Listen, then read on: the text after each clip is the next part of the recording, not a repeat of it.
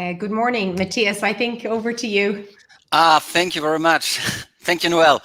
A very good morning to our viewers and participants, and welcome to the online discussion, A Secure Future, Cybersecurity and the European Union. This event is jointly organized by the European Movement Ireland and the Konrad Adenauer Foundation. My name is Matthias Barner, and I'm representing the Konrad Adenauer Foundation in the United Kingdom and Ireland. This is the final in a three-part series of events together with European Movement Ireland, offering a range of different perspectives on the issues and opportunities that impact Ireland, the EU, and their global relationships. So I'm pleased to welcome our three distinguished speakers today. Starting with Joe de Moink. He is the head of the Operational Cooperation Unit at the European Union Agency for Cybersecurity in Brussels, a very important institution with a mission to achieve a high common level of cybersecurity across the EU. Then welcome to John Reils. He is with the German Federal Foreign Office in Berlin, the so-called Auswärtiges Amt, like we say in German. He is a career diplomat and currently the head of the Cyber Policy Coordination staff. And last but not least, Brian Honan, the CEO and Principal Consulting, Brian Honan Consulting Cybersecurity and Data Protection, so a company from the private sector. We very much appreciate having you here with us. And a very good morning also to Noel O'Connell, the CEO of the European Movement Ireland, who will again chair today's discussion. And there's, of course, plenty to discuss, to explain, and to analyze, not only about the role of the EU cybersecurity strategy in promoting cyber resilience, keeping the online economy secure, and developing capabilities. We will also, of course, speak about the experiences in EU member states, like in Ireland, for example, and the recent attack on the Irish Health Service. So time is short, and I would like to pass over directly to our moderator, to you, Noel. We, as Konrad Adenauer Foundation, are very happy to have cooperated with you this year, focusing on mutual challenges, but also on opportunities of cooperation in Europe. And of course, we look forward to continuing this next year in 2022. So again, thank you very much. Noel, the floor is yours. Thank you very much, Matthias, for those opening remarks and those warm words of welcome. And likewise, if I may extend my thanks and appreciation to you and all your colleagues in the Konrad Adenauer Stiftung for all your support and engagement. And we look forward to continuing to grow that relationship and develop it in 2022. So exciting times ahead. And your remarks certainly frame our panel discussion for this morning's really important, ladies and gentlemen, and very timely joint online webinar between ourselves in EM Ireland and the Konrad Adenauer Stiftung on a secure future, cybersecurity and the EU. As Matthias said, my name is Noel O'Connell and I am the CEO of European Movement Ireland. And I'm delighted to be moderating today's event. I'm really looking forward to it. And I have no doubt I will leave far better informed than when I joined this morning of one of the most important and relevant and pertinent topics of our time. Because we really chose today's event with great foresight, because we're following on from the State of the Union address before the European Parliament in September this year, when the President of the European Commission, Ursula von der Leyen, said, "We cannot talk about defence without talking about cyber. If everything is connected, everything can be hacked." And sadly, for us all who are joining us online here in Ireland, and I know we have a very distinguished and extensive audience joining us right across Europe, but this was all too clearly exposed in the ransomware attack on Ireland's National Health Service executive earlier in May of this year, which effectively paralysed the country's health services, cutting off access to patient records, delaying COVID-19 testing, forcing cancellation of many medical appointments. So it was a real challenge for Ireland as a country in dealing with this cyber attack. And pooling our collective resources within the EU is crucial to meeting the significant challenges that cyber attacks such as these pose to EU member states. And like the great issues of our time, such as the climate crisis, cybersecurity is a challenge which cannot be met facing alone. This brings us on very neatly to the title of today's event, and it is the last in our series of joint events during 2021 with CAS, where we were delighted to explore a fascinating range of different perspectives on issues and opportunities that impact not only Ireland, but also the EU and its global relationships. And very much looking forward to next year's relationship. And today's topic will look at the importance of cybersecurity across the EU's policy area, the role of the EU's cybersecurity strategy, and other issues such as prevention, infrastructure, and capabilities. And joining us this morning to help us unpack these issues, we have a really international panel based in 3 different cities, which is fantastic. And our first speaker, delighted to be joining us from beautiful Bruges, is Joe de Monk. Joe is the Head of Operational Cooperation Unit at the European Union Agency for Cybersecurity. Joe will then be followed by John Rails, who is the head of the Cyber Policy Coordination Staff at the German Federal Foreign Office in Berlin. And then finally, Brian Honan in Dublin, CEO and Principal of BH Consulting, Cybersecurity and Data Protection. So a very warm welcome to our panel for this morning. Following on from our panel's opening introductory remarks for each of them, we then will have an opportunity to hear from those of you who are following us online and tuning in today. So many thanks to those who've already submitted questions. So it's fantastic to see that level of interest. Please don't hesitate to continue emailing us in questions at events@europeanmovement.ie or by using the question form on the European Movement Ireland live events centre on our website. For those following us on Twitter in the cybersphere very appropriately, please follow the conversation and engage with us using the hashtag EMICAS. And you can also pose your questions and comments to the panel online. And if you're tweeting, please use the handles at @EMIreland and at @CAS_UK_IRL. So as I mentioned, Joe is our first speaker today, and Joe has extensive experience of working within government and international organizations in the field of cybersecurity, previously working in the Belgian National CSIRT and CERT.be, after which he recently rejoined the agency, and he currently leads on the activities of operational and international cooperation.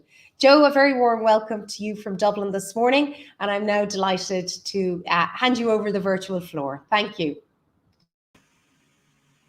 Thank you so much for the introduction. I'm indeed connecting from Bruges. It's really a pity that we can't do this physically in the wonderful island.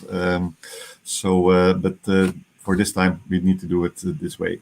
Just to make a side remark, so ENISA is indeed, it's actually based in Greece. It has its headquarters in Athens, but we're in the process of opening also a local office in Belgium. Hence the reason why I'm connecting from Bruges. Okay, so let me maybe start with, if you allow me, with advertising a little bit something that we recently published, which is the ENISA threat landscape, because I think it's an important perspective that it gives in this discussion. So this report it's an annual report actually that the agency does. So ENISA, we're the EU agency for cybersecurity, and this report is about the state of the cybersecurity threat landscape, and it identifies threats, major trends that can be observed in relation to these threats, and also it covers the threat actors and attack techniques that we observe. In this year's report, we have seen a big increase in the amount of incidents and the risk of these incidents, but also in the frequency and impact of such incidents. It also highlighted ransomware as one of the primary cybersecurity threats among a couple of other threats, but this was really the main focus of especially in addition with the use of cryptocurrencies and targeting also critical infrastructures. We also have seen this ransomware as a service business case models last year quite a lot. COVID-19 also created new possibilities for adversaries who used basically the pandemic situation as a dominant lure into campaigns for email attacks across the Union. And monetization is still the main driver for these activities. We've also seen a huge flow of disinformation and misinformation. This is flooding people basically with the goal of causing uncertainty, apathy towards truth. And we have seen a big increase in this, and it's becoming increasingly clear that policymakers need to put disinformation at the core of their agenda, while also including security and privacy implications. This echoed, so this threat landscape really echoed also in the amount of increased reported incidents. Last year, the EU, for example, experienced a 72% increase in reported incidents in critical sectors that had a significant impact. It's quite an important increase, I think. The Irish case that Noel just mentioned is one such cyber attack that had a very significant impact in Ireland. It was indeed a national level incident, but it's an incident that could easily happen also in a similar way in another EU member state. And it really represents a real case study on how to manage such a crisis and what are the issues at stake in an incident of such a big magnitude. The agency has actually drafted, together with the colleagues in Ireland, a lesson learned report with the target audience, the National Sea Search, the Cyclone Network, and also the NIS Cooperation Group, because we really think that an incident such as the one in Ireland can also help preparing other EU member states based on the lessons learned in Ireland. So all of this is actually very is important, and the EU cybersecurity strategy outlines a new vision to tackle this rising number of cyber incidents. So this new strategy, it aims at ensuring a global and open internet towards safeguards where there are risks to security and the fundamental rights of people in Europe. And it actually contains concrete proposals for deploying regulatory, but also investment and policy initiatives across three areas in the EU action. So one is on resilience, then one on operational capacity to prevent and deter and respond, but also on cooperation to advance global and open cyberspace. In terms of legislation, so in the area of European legislation, the EU policy regulatory response has come in the form of the very much known NIS directive, which among other things aims at increasing collaboration between the EU member states, the public and the private sector. And it also establishes EU-wide cooperation and cyber resilience mechanisms. As this is the very first piece of EU-wide cybersecurity legislation, it had an important impact. Some important things to mention here is that about half of the operators of essential services report that the NIS directive has had a significant impact or a significant impact on their security posture. And about a quarter of those operators of essential services have reported that the NIS directive has helped them in incident recovery.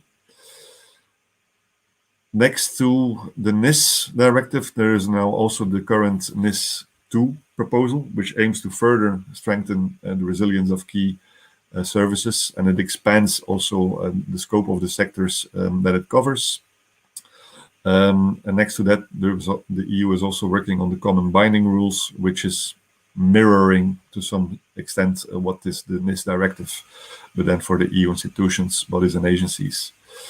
At the EU level, there are also important plans on the horizon to focus research efforts to cybersecurity and emerging technologies, as well as enhanced EU-level cooperation on the operational fields, such as, for example, the Joint Cyber Unit, with important roles for the private sector and ENISA as well. I think it's also, in terms of foresight, important that we keep pace and that we ensure that emerging technologies such as AI, quantum computing, and new encryption technologies are also not misused by cyber criminals that are used to counter these to create more cybersecurity. Cybersecurity awareness is also very important, and ENISA is also doing a lot in that area. The European Cybersecurity Month in October, for example, aims to influence citizens' behavior online by sharing good practices and increasing trust in online services. And then maybe just to reiterate that, so I spoke a little bit about the Joint Cyber Unit, and that this Joint Cyber Unit, it's an important step further towards completing the European cybersecurity crisis management framework. I think that's more or less how much time I had. Happy to answer further questions in the panel discussion then. Thanks. Thank you very much, Joe. A really interesting opening statement, and thank you as a moderator. Delighted you kept excellently to time, so thank you very much for that. So delighted now to turn to our next speaker this morning, joining us from Berlin, John Rales, and John is head of the Cyber Policy Coordination Staff with the Federal Foreign Office. And he has worked and held positions in the ministry's legal department, European Affairs and Middle Eastern Affairs. And he most recently joined the ministry's team for disarmament, arms control, and focusing on the challenges raised by the military use of new technologies. And most recently took over as head of the Cyber Coordination Staff in January of this year. So John, a very warm welcome to you, and I look forward to your presentation. Thank you. Thank you, Noelle, and it's great to be joining you today from Berlin.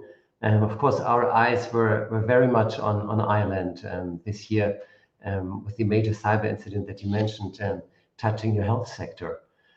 So it's very good for me to have an opportunity to actually have a discussion with an Irish audience today, and I'd be very interested to get your question and engage with you later on.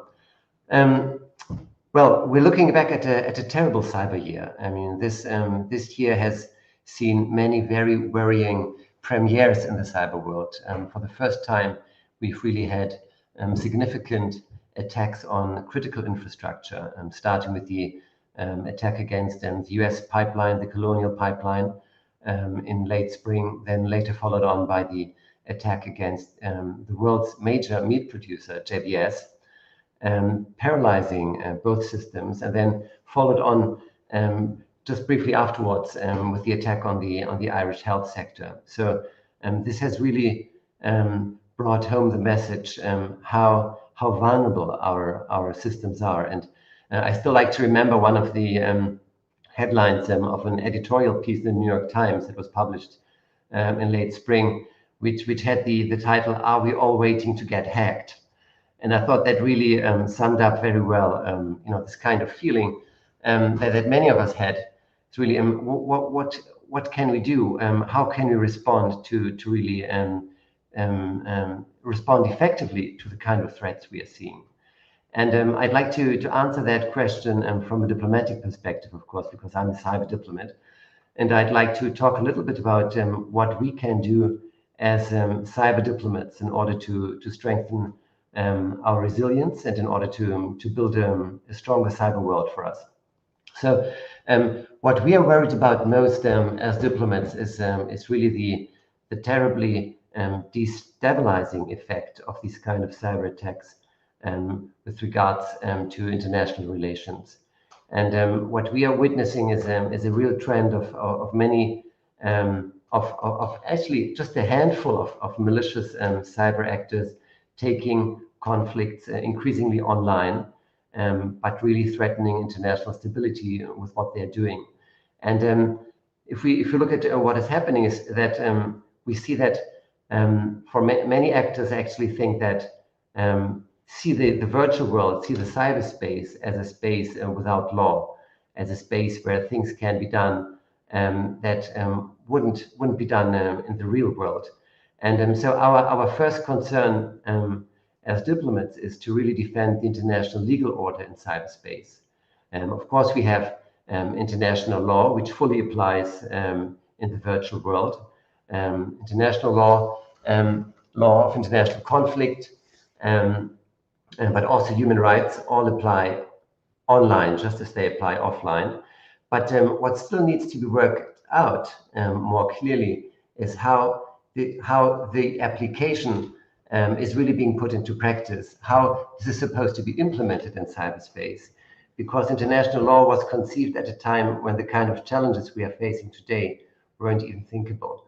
And that's why it's so important that we as EU countries join in the processes at the United Nations that actually strive to build a framework for responsible state behavior in cyberspace. And we have one main working group now, which is called the Open-Ended Working Group, and which will actually convene in 2 weeks' time. And in that main process, what we're doing as a community of states is discuss how international law applies in cyberspace, and to actually put the guidance offered by international law into good practice, into guidelines that can actually be implemented in a practical way. So it's very important for us that we do that as a contribution to strengthen international law in cyberspace. But it's not enough to just build this framework for responsible state behavior. We also need to defend it. And that means that whenever we have major cyber attacks happening, we need to actually call those out in a public way. Because if we don't do that, if we are seen to quietly accept the kind of cyber attacks that we are seeing, that we've seen this year, we would actually be witnessing a slow erosion of international law. So it's very important we actively defend these principles. And we as EU partners do that with a mechanism that's called the EU Cyber Diplomacy Toolbox. Some of you may have heard of that. It's a mechanism that allows us as EU partners to get together and to think after a cyber attack, what would be the best reaction? How should we most effectively respond to this? And this can take a whole range of activities. And we may end up with a public statement, but we may also end up going a step further and actually declare EU sanctions on individuals or on entities in other countries. We have done that, for example, following the hack against the German parliament, the Bundestag, where the EU actually has put sanctions in place against some of the perpetrators. But the EU Cyber Diplomacy Toolbox has been also very active this year, following the major SolarWinds incident, following the Microsoft Exchange incident, and also following the Ghostwriter campaign, which is a hack and disinformation campaign that also targeted many German politicians ahead of our elections in September. So in all these instances, we've actually seen a joint EU response. And as a diplomat, I can tell you it's not always easy to get that kind of response, because we actually need to have 27 countries around the table agreeing to do something. And that's something that continues to be a challenge for us as diplomats, is really working towards EU unity and making sure the EU speaks with one voice. In my opinion, it's absolutely crucial that we continue to call out publicly, to name and shame malicious behavior in cyberspace in order to strengthen the international order. So I think that's really one big thing that we as diplomats are able to do. Then I'd like to say that as diplomats, we also spend a lot of time thinking about the EU institution and about ways to strengthen EU institutions, because we find that in a world that is dominated by powerful cyber players like China, like Russia, EU countries really need to get together and put their energies together, pool their expertise, and then strengthen cyber resilience in a joint way. And in order to be able to do that, I find it's very important that we have strong EU institutions like ENISA that Joe DeMonk just presented. But it's also important for us to think further. And there's a discussion right now, for example, about establishing a joint cyber unit at the EU level, which might allow us later on, once we have it, to have an even more active contribution from the EU level to cyber crises taking place in EU countries. I think what is important for us to remember is that if we look at the 27 member states, I would think that only about 7 of those really have significant national cyber agencies, and I would say 20 other states would really be looking to the EU level for help in times of a major cyber crisis, and that's what makes it so important for us to actually strengthen the EU institutions and make sure we have a strong European core. One other thing that I'd like to mention in closing is that we should work towards having joint EU policies with regards to the kind of supplies we are getting in terms of technology going into crucial parts of our networks. And we need to be sure as Europeans that only trustworthy suppliers are allowed to sell their products to European networks once we think of critical infrastructure. Critical infrastructure in Europe should only be composed of parts that have been delivered by trustworthy suppliers.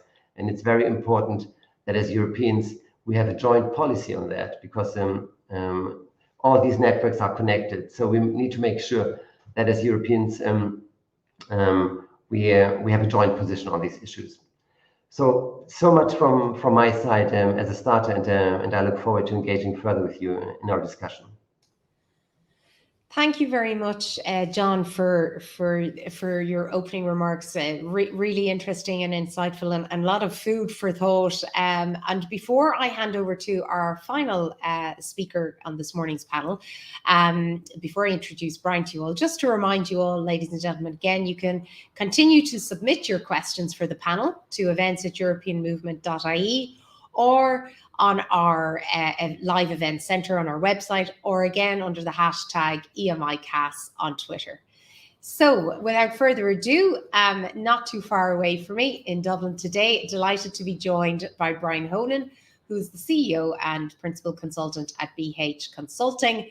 And Brian is a former Special Advisor on Cybersecurity to Europol's Cybercrime Centre, and he has acted as an expert advisor to the European Union Agency for Network and Information Security, and he is the founder and leader of IRISS CERT, which is Ireland's first computer emergency response team. And he has delivered information security projects and services to organisations of varying sizes during his distinguished career.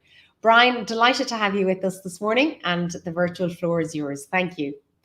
Thank you very much, Noelle, and I'm delighted to be here this morning, and thank you very much for having me. And I suppose I have the challenge of being the last speaker in the introductions, and there's been some great points raised by Joe and John, and I think I'll probably be reiterating many things of what they said, but what maybe bring to the conversation is probably my business and private sector experience and angle to the conversation. I think, Noelle, as you said in your introduction, like one of the biggest things that's happened here in Ireland this year has been the HSE ransomware attack, and that really has brought to the fore in Ireland and indeed internationally the whole discussion about cybersecurity and cybercrime. And as both Joe and John has mentioned, there have been other major instances this year. There has been the Colonial Pipeline ransomware attack, which had major implications, not just for Colonial Pipeline as a gas distribution organization on the east coast of the United States, but them having to shut down their operations, their pipeline for several days until they dealt with the attack. actually meant there was a shortage of fuel in many states on the eastern seaboard of the United States, which raised the fuel prices, which then raised other costs in society. So I think those two attacks, the Colonial Pipeline attack and the HSE attack, are great examples of why cybersecurity is now so important to us as individuals, as businesses, as nations, and indeed as the EU. We are so interconnected. We are so reliant now on the internet and computers that we need to make sure those systems are secure. To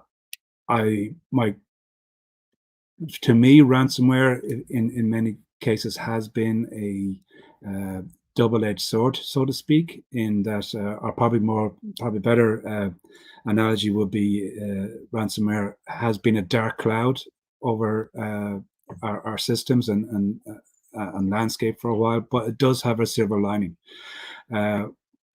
Because ransomware attacks, and as Joe pointed out in his introduction, and criminals want to monetize quickly and as much as possible, they are seeing ransomware attacks as a way to quickly get money. And that's their primary motivation. So they get in, they exfiltrate data, they ransom that data, and they demand payment. They get the payment, they move on to the next victim. So what's so good about that, Brian? Well, the good thing about it is that these are noisy attacks. You know you've been hit by ransomware. But ransomware attacks often use the same ways to infiltrate networks as other type of cyber attacks. The more quieter, the more under the cover type of attack that criminals would have used beforehand, and nation states and espionage actors would have used as well. So what ransomware really has highlighted to many businesses, and I think to society itself, is that our cybersecurity needs a lot of work. There are lots of issues that are out there that need to be addressed. And I think at the EU level, we are doing some excellent work to try and raise the bar and raise that level. As Joe said, we have the NIS directive, and now that's coming up with NIS 2. This is focusing on the critical network infrastructures that we have to ensure that they're secured properly. We have had the introduction of the General Data Protection Regulation, the GDPR, which has ensured or has obliged organizations to better protect the personal data entrusted to them by those of us in the EU. And we have the EU Cybersecurity Act, and there are several other legislation and regulatory issues in the pipeline that will help gradually improve that. And I think that's one angle that we need. We are not going to tackle cybersecurity, to coin the phrase in Noel's quoting, the facing alone. We can't face cybersecurity threats alone, and we can't deal with cybersecurity threats with one particular tool. So it's not going to be policy alone that's going to fix this. We are going to also have to have laws and regulations to fix it. As John highlighted, we're going to need cyber diplomacy, because many of the attacks that we are suffering here in Ireland and indeed within the EU are coming from nations outside the EU. And John did mention Russia and China, but there are many other nations out there that are also targeting. Here we've North Korea, we've Iran, and we've even got, if you like, Western nations that would be would have attacks targeting us, be that from a criminal element or otherwise. We also need to look at the people element. Joe mentioned the European Cybersecurity Awareness Month. That's to help citizens, etc., to become more aware about their issues with cybersecurity. And then finally, technology. And I think these are all areas that we need to work in concert and working together to try and address the challenges we face with cybersecurity.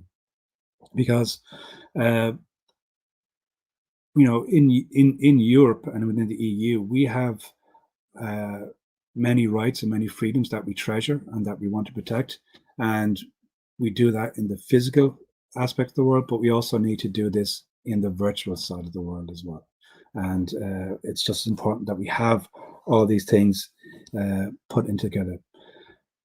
I think the challenge we face, though, is, as I said, is big, but I think we can do it. We do have dedicated personnel and dedicated institutions within the EU to look after it. ENISA does excellent work. Just recently as Joe highlighted, they've released a threat report, which is a great read and gives you a good idea as to exactly the threats we face here within the EU. But there's also some other excellent guidelines that they have. And recently, for example, there's a guideline produced by ENISA aimed at SMEs on how to improve their cybersecurity. So I think this is the way we need to work forward.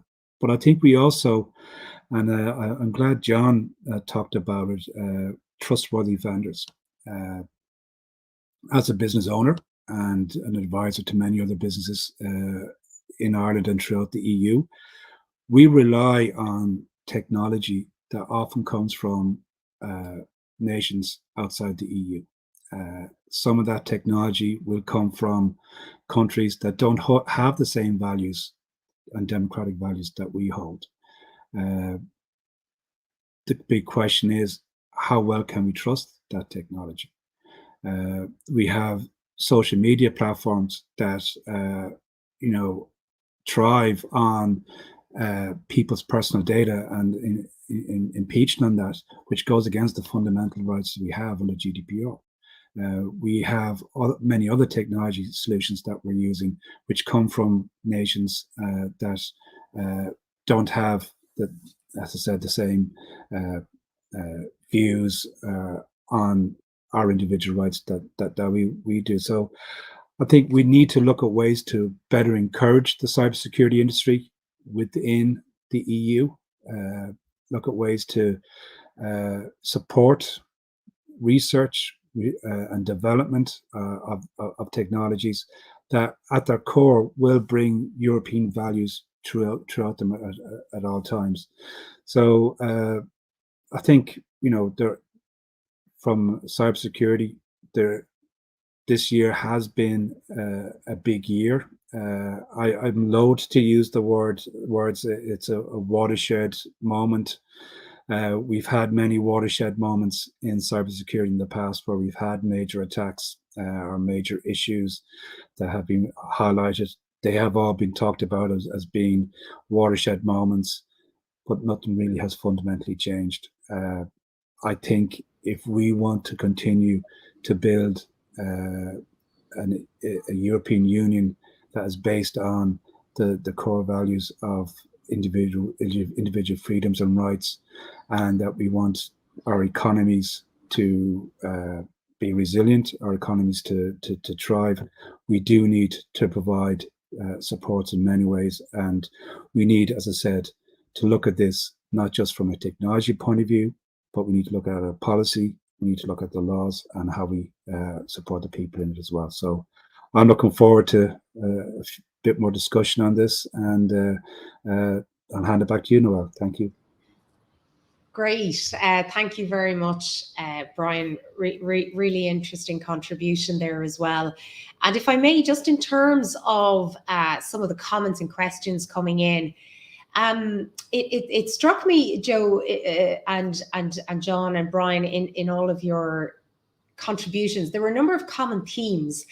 And John, I was remarked when you spoke about the attack on the cyber attack on the Bundestag. And as EU citizens, and Brian, to your point about building an EU based on the values, but also protecting of rights and freedoms, wearing your respective expert hats, how much of a threat, or does cybercrime pose to the integrity of electoral process across the European Union member states? So my question is that, and then B, what can EU institutions such as ENISA do to further ensure that national elections aren't impacted by cyber attacks, and what can member state governments do? What would be your advice and guidance to the various players involved? So Joe, I might kick off with you first on that.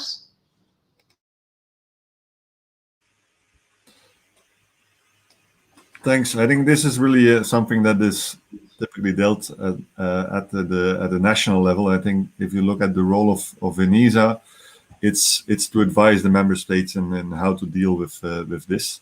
I think what Brian mentioned here also applies to how we deal with securing the election, and it's going towards this from multiple angles. I think you need to look at securing these systems from different angles, and make sure also that the different member states share expertise, lessons learned, and that's a little bit how we can also contribute as an EU agency to that. Thanks. Great, thanks, Joe. John, from your experience in Germany, what would be the lessons and the takeaways and the advice that you would give? Thank you, Noel. No, our experience is very fresh on this, because we've just had this major hack and disinformation campaign targeting more than 100 of our politicians during the recent election campaign, and I think that there needs to be a response at different levels. I mean, one, you really need to respond to the perpetrators, and we've done that in a diplomatic way by attributing the Ghostwriter campaign to Russia's military service, and I think that's important in order to defend international norms. But it wasn't just the norm effect. When we came out publicly with this and made this public attribution to Russia, we communicated at the same time to our public that there is a real threat of a disinformation campaign going on. So I think that's very important to build sensitivity among the general public, that these kind of things may affect public discourse, may affect the way that campaigns go, may affect the way that politicians are being portrayed in public. And then it's also, we spent a lot of time actually talking to our politicians here and telling them, warning them of what was going on, to make sure that if they get compromised, and if there's actually, if they're being targeted in a personal way, they know how to respond. So I think it really always takes a response at different levels. And we were very, very comforted also by the EU response in that particular case, because our EU partners showed great solidarity with us in that situation. And it only took about 2 weeks to actually come out with a joint EU statement on that particular incident. And that statement just came out the Friday ahead of our national elections. So that was really a moment when the statement got maximum attention, and that really contributed to further building sensitivity for these kind of threats. Yeah, wow, very, very interesting, John. So communication being key there. Brian, from your expertise and perspective, what would you be advising? Well, not a whole lot extra, Noel, than both Joe and John have there. I think the key thing there is awareness and communication. That when political campaigns or election campaigns are being launched or started, that there is good awareness campaigns in parallel to that to make citizens aware of what could be happening out there, to encourage them to get their news from trusted sources and not just from their neighbor down the road on a social media platform, and to amplify those things. I do think we also maybe need to put more pressure on social media platforms to monitor and regulate rogue and accounts that will be on those platforms that are used to amplify and to spread disinformation, and indeed to ensure that candidates don't misuse personal data in those social media platforms in their own campaigns as well.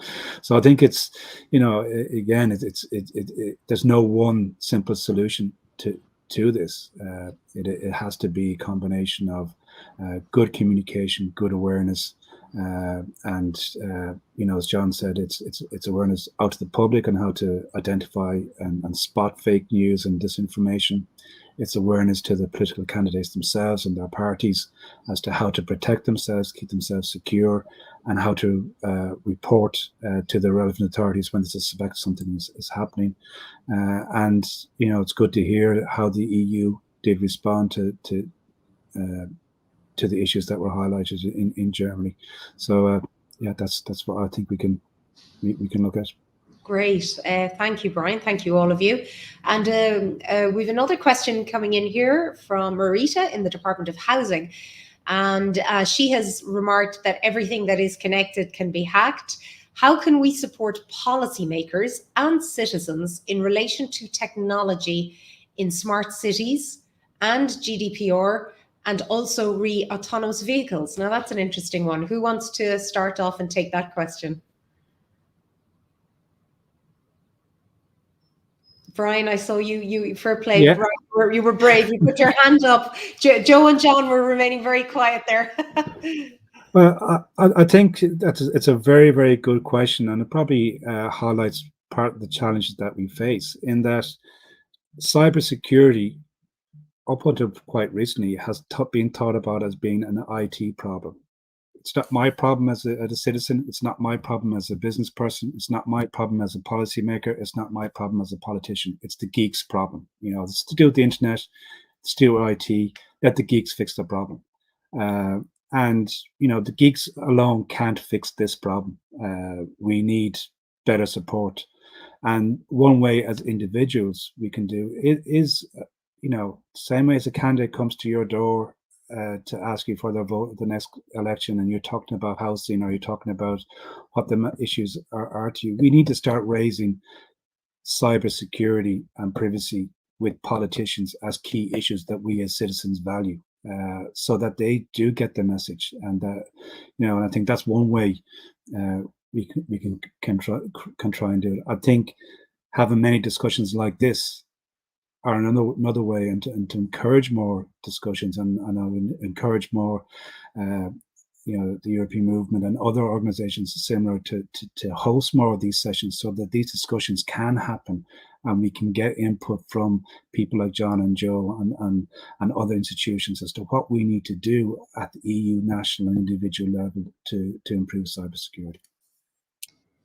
Great. Thank you, Brian. Very, very wise points raised there. John, I think this question might be for you. In terms of can EU initiatives such as PESCO, or indeed others, be used to help EU member states to meet the challenges posed by hostile state and non-state cyber attacks? How can, apologies. I mean, this is really a question about cyber defense, and I would say it's very important that we find intelligent ways to pool our cyber defense forces that we have available in the cyber field in order to counter the kind of threats that we need to face. I can say that in Germany we've only recently put up a separate unit of our armed forces as as kind of cyber and information space command, it's called here in Germany. And I would say it's important for all countries to actually have such a cyber defense force in place, and it's quite complicated to actually pool resources, because unlike in the conventional forces where you can just say, okay, let's add our tanks and let's put our troops together, it's just not done that easily in the cyber world. So you will actually find ways of coordinating between different EU member states, having an agreement of what kind of threats would be responded to by which individual member states, and then once you put everything together, you would have a strong unified response. We have a lot more experience in how to do that in the NATO context, and I think the EU can. Of course, it's a completely different organization than NATO, but I think that NATO really shows many ways how to pool these kind of capacities in an intelligent way. So I'm convinced that the EU has a role to play in supporting also their member states in terms of giving the right policies, and creating best practices at the Brussels level, by providing a platform for exchange between more experienced states and states that are less experienced, to hand over their experiences in with creating these kind of capacities, to make sure that Europe will end up having a joint cyber response that is really up to speed, looking at the kind of challenges we are facing. Great, thanks, John, for that. And Joe, I think you wanted to add something on that point. I might ask you to unmute. Thank you. Thank you. No, I can indeed only echo what John was saying. So I think it's really important that the defense capabilities, capacities of the different member states are pooled through these PESCO initiatives.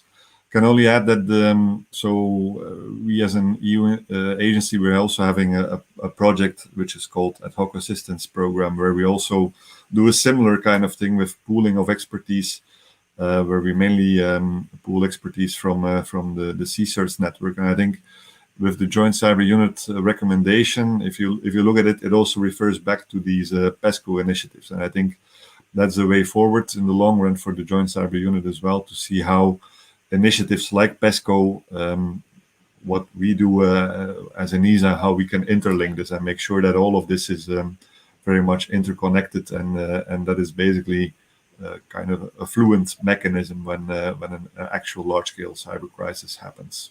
Thanks. Great, thank you, Joe.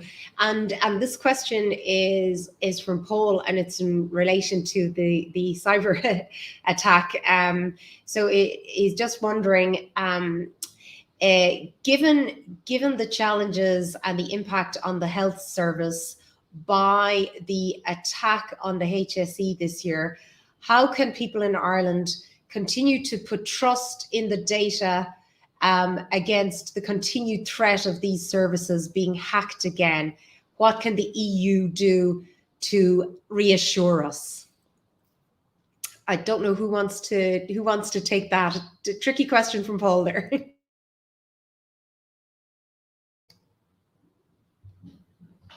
Brian, did you want to jump in on that maybe? Well, not particularly, but I will if you want. It's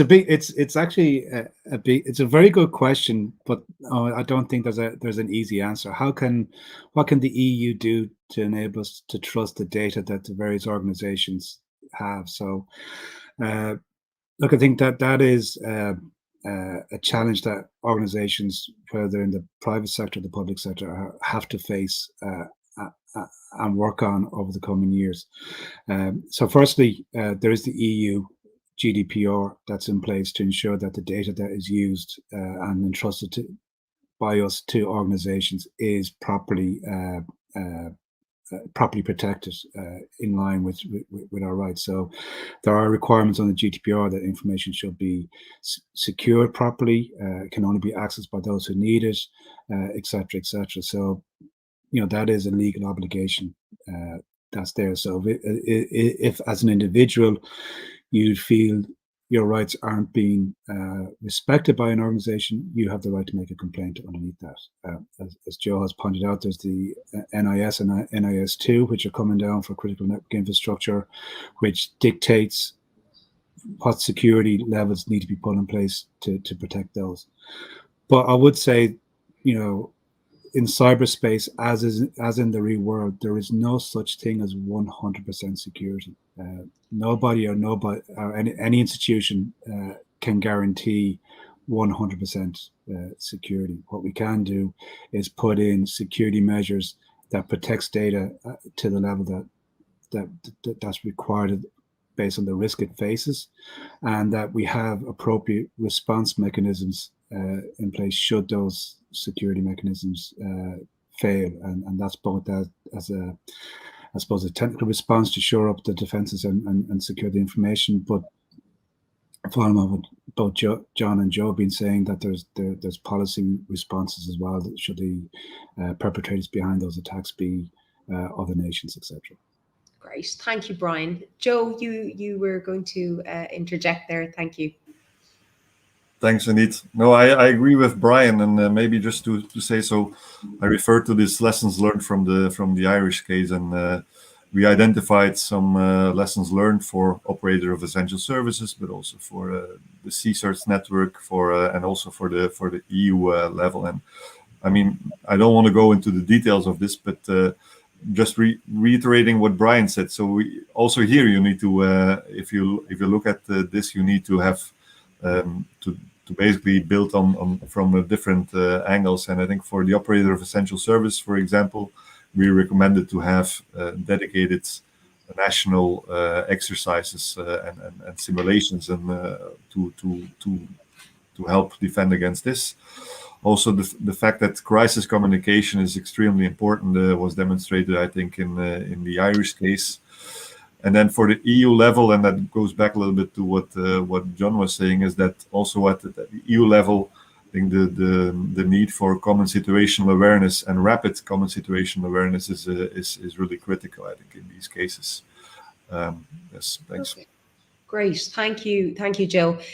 John, I think this next question is for you, and it's from Ken from the Defence Forces.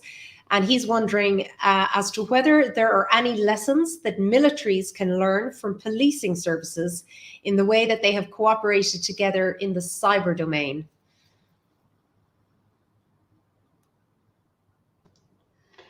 Well, this is actually talking to, or this is referring to an area where indeed we are seeing intense cooperation already. Because when I talk to my cybercrime colleagues in the police forces, we find that they already have a very good, a very well-established platform of cooperation spanning the globe. And one very important instrument that we have there is the Budapest Convention of the Council of Europe that actually provides a mechanism for helping each other in coming down on cybercrime. So this is about information exchange. It's allowing countries to access data that resides outside their borders. It also allows you to talk to police forces in other countries and find confidential ways of exchanging information. So all these are very well-established mechanisms, and I think that's a real blueprint for international cooperation in the cybercrime field. I'd also like to mention a diplomatic initiative against cybercrime that both the UK and Ireland are part of, and that's the Alliance to Counter Ransomware that was initiated by the United States in October. And that is really a diplomatic response to the kind of incidents we have seen this year. And I think we need to keep in mind that ransomware would be a topic that's very difficult to treat in a forum like the United Nations, because you would have those countries that actively support ransomware players or that condone their activities. They would be sitting at the table, and that would mean that we can't really make any meaningful progress. So I think it's really completely okay to, in that kind of situation, to say no. This is a topic that we can't follow through at the United Nations. So let's form an alliance of like-minded states. And that Alliance to Counter Ransomware counts 30 member states, really from all world regions, and tries to make progress on a number of fronts, on tracing illicit financial flows, on disruption, on building resilience. And Germany is actually spearheading a separate work strand on diplomatic measures, to find out how can we place sanctions in a more effective way on perpetrators of ransomware, and hold countries accountable that condone ransomware. So this is just an example of an initiative that was just started. Yeah, fantastic. Thank you, John.